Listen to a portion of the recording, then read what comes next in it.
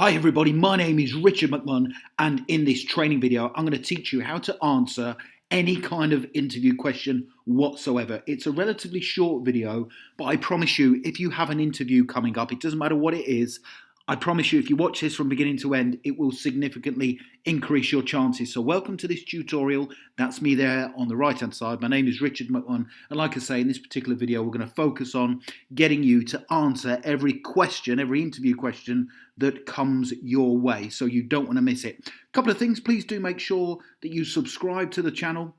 Click the red button below the video, and also if you like the video, please do give it a thumbs up because that motivates me to do more. Also, if you have an interview coming up, please tell me what it is in the comments section below the video and I will give you a list of interview questions to prepare for. Okay, let's get straight into it. So, there are essentially two different types of interview questions, and this is helpful for when you go along to your interview, and you will be able to spot them. When they ask the interview question, you'll know whether it's a motivational interview question or whether it's a behavioural interview question. Now, motivational ones are easier to answer than behavioural ones. So a motivational one, for example, would be at the start of the interview, they could say, okay, let's start off, tell me about yourself. So that's a motivational question. Also, another one is, why do you want this particular job? And also, what are your strengths, or even what are your weaknesses? And also, why did you leave your last job? Those are motivational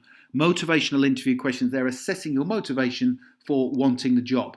Now, the second type is behavioural, and these are situational based. They're more in detail, and they will say, describe a situation when you worked as part of a team. Or it would say, give an example of when you have been flexible in a work-related scenario. Or, for example, describe a time when you delivered excellent customer service.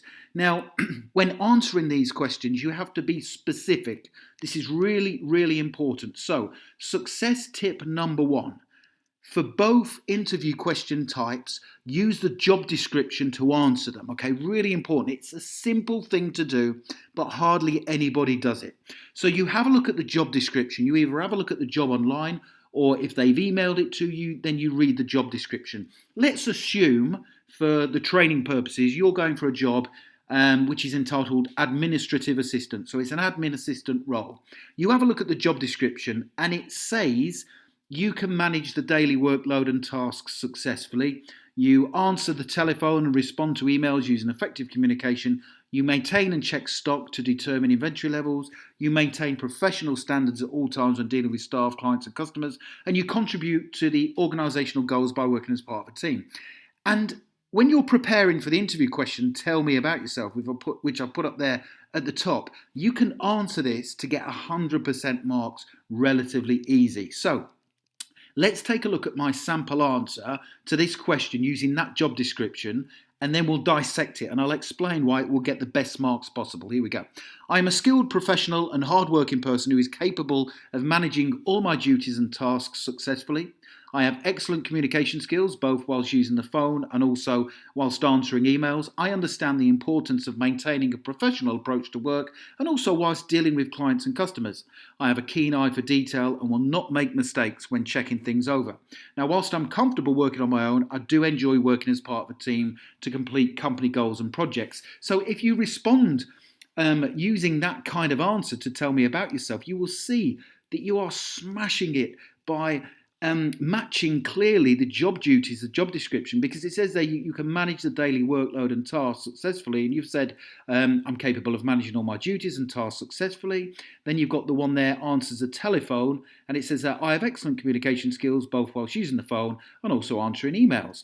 Next one, maintaining professional standards. You say, I understand the importance of maintaining a professional approach to work and also whilst dealing with clients and customers. And then finally, contributing to the organisational goals by working as part of a team. And you say, whilst I'm comfortable working on my own, I do enjoy working as part of a team to complete company goals and projects. So you are systematically, subtly working through the job description and just ticking it off. So if I was interviewing you, and every interviewer will have a copy of the job description in front of them at the interview. They will, because they're looking for these key skills and experiences and your expertise to match in your responses. So you do that for every single question. Now let's take a look at another question, another motivational one. We're going to come on to the behavioural ones.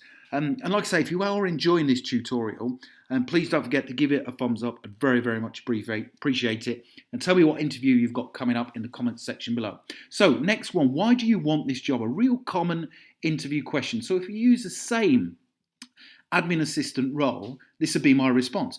I have studied the job description in detail and it closely matches my skills, experiences and expertise. For example, you are looking for someone who is capable of managing a large workload whilst also working as part of a team to contribute positively to the organisational goals. I also very much want to work in an organisation that sets itself high standards. I have high standards too, and most of my job satisfaction comes from maintaining professionalism and also communicating with staff and customers to help them get what they want or what they need. So, in a nutshell, I feel I am someone who has everything you're looking for, and I feel confident I will hit the ground running whilst also making a positive impact on the team. That's a great answer to why do you want this job, and all you have done is you have aligned it to the job description. Okay, so that's motivational interview questions. Let's now move on and take a look at behavioural interview questions. Now, if you want a copy of these slides, please say yes please in the comments section below. Say, yeah, I'd like a copy of these slides, and I'll give you a link that you can download these so you can revisit them and it will help you during your preparation. So don't forget, behavioural interview questions are: describe a situation when you worked as part of a team. Describe a time when you've worked hard under pressure. Describe a time when you completed a difficult task whilst working with others. Describe a time where you have adapted to change in a work situation, or describe a time when you delivered excellent customer service. So, success tip number 2, there's only 2 of these. Here we go. Use the STAR technique or the STAR method when answering behavioural or situational type interview questions. So it stands for situation, task, action, result. And if you follow this, then you will answer these kind of questions perfectly.